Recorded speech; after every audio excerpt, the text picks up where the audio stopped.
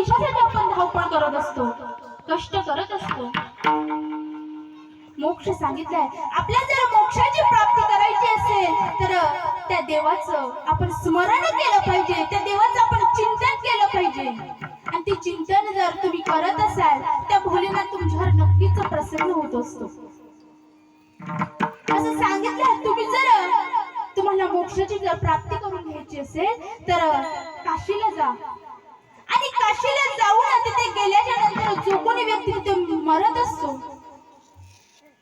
तर प्रत्यक्ष भगवंत भोलेनाथ तिथे प्रसन्न होत असतो. आपल्या कानात येऊन मंत्र देत असतात आणि प्रत्यक्ष भोलेनाथ तिथे उपस्थित राहतात. कधी ज्यावेळेस आपल्याला मोक्षाची प्राप्ती पाहिजे त्यावेळेस विठ्ठल